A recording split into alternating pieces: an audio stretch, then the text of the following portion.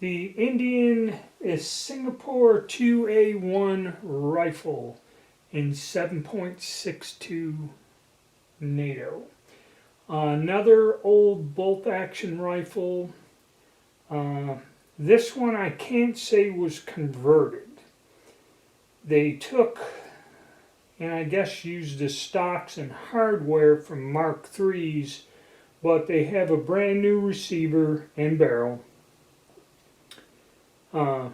Use the Mark III wood and hardware other than a butt plate, but we'll discuss that as we go, and change it over to a 10 round or some say 12 round box magazine. So really not that much of a conversion like the FR7s and 8s and the Spanish guns, the 1916. They're actually using the older receivers and just rebarreled them. This is totally new, has a new receiver to handle the pressures of the 7.62 NATO. And this was kind of a welcome addition to my collection of old bolt-action guns that have been reconfigured to 7.62 NATO. So this kind of fits in there. I got this at a local auction, and any of you guys that tune into my live broadcasts every Sunday know that it wasn't under ideal conditions, but still a welcome piece to my collection and what I've been working on with the roller delayed rifles and some of the bolt-action rifles converted to the NATO cartridge. So let's take a closer look at it. A little bit about the history. These guns were developed or modified back in the 60s, used by India for their reserve troops, and that I believe they still may be used by the police to this day. And they were all phased out eventually as being obsolete. And were used in some skirmishes or whatever goes on there. But these are not a frontline troop rifle, I believe. I'm not quite sure. So let's take a closer look at it. Alright, the one thing we notice, it is a Mark III action and style bolt. This one has that black ordnance paint on it. And you can see the serial number there. Takes some sort of stripper clips. And the only difference between the two models that there are, and this is the A1 I believe, 2A1, is the rear sight. This one's the one graduated up to 800 meters, and the other one uses the older sight, which is graduated, I guess, over 1,000 meters or something. That's about the only difference. So they put a new barrel on these old wooden stocks, and there's issues with the stocks that, you know, they've been refurbished or whatever, or some of them have been sold. They kind of rotted a little. But barrel bands, takes the older bayonets, front sight here. This one, it's in good shape, it has a nice bore, but wherever it was when I got it, it sat somewhere in a non-temperature climate controlled environment, and there was a little bit of rust on the front end and a little bit of it in the bore, but a little oil and scrubbing and cleaning, and that all came right out.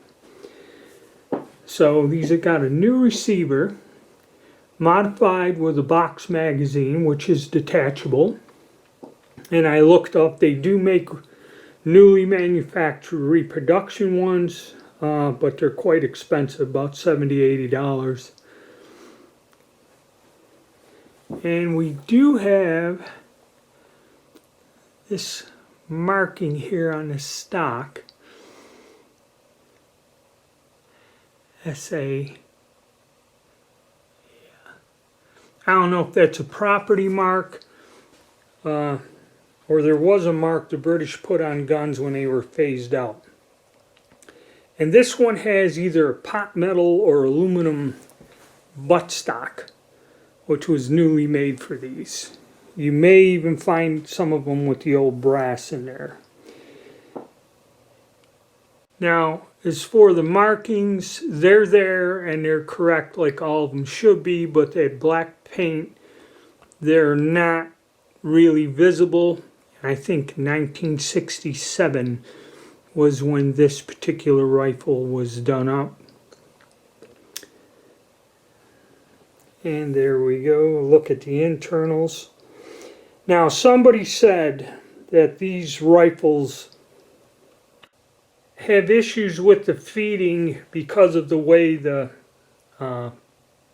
rimless cartridge head spaces, and they said it head spaces the same way as a 303, which is off the rim. This is not true.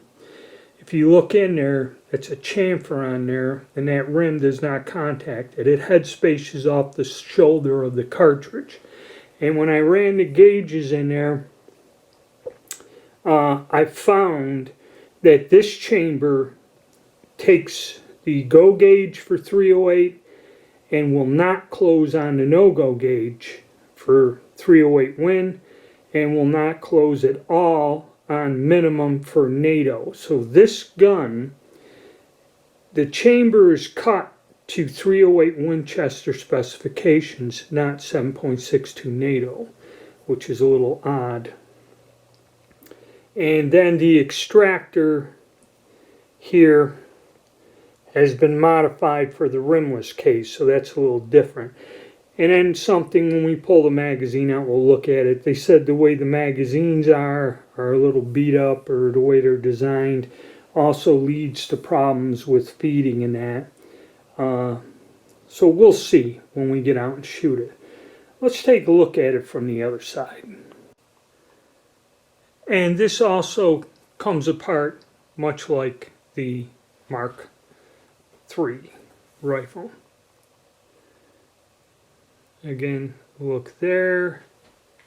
There are some markings on here, but I said with that black ordnance paint, it's rather difficult to see them.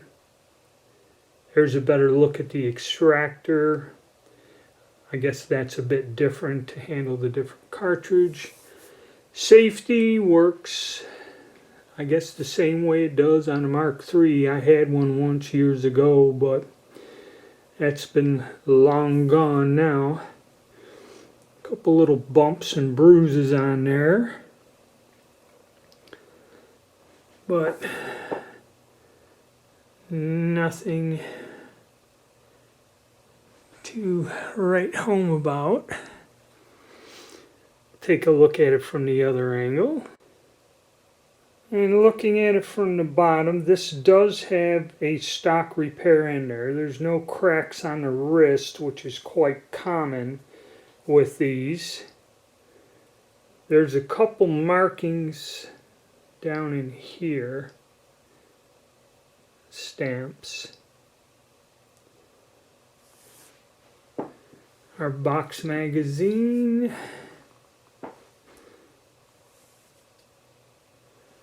In fairly good shape. Screws are a little dinged up in that, but nothing to get upset about. There's some numbers here. Yeah, it looks like there are some numbers stamped in here. A 2, 1, and a 3. Or a Z. Not quite sure. And I don't clean the stocks up. I leave them alone. I like them the way they are. Kind of grungy. Alright. Now we'll go and... Oh, and I did take this gun apart. It still had cosmoline in it. What I'm going to do here is we're going to break from this. I'm going to show you the segment with the gun disassembled. And then we're going to come back in and I'll show you how to take the mag and the bolt out and all that other fun stuff. We took our rifle apart and cleaned out any residual dirt, grime, crud, cosmoline, or little bits of it. Wasn't bad. There's a little bit of mold on the wood, but we cleaned that out pretty good, and any cosmoline left. There's a lot of dirt and grime, but we got everything apart, got most of it all off, and everything is great. Now we're going to oil it, and the barrel, after running a bronze brush down through it a few times, and then some bore solvent, came out really great.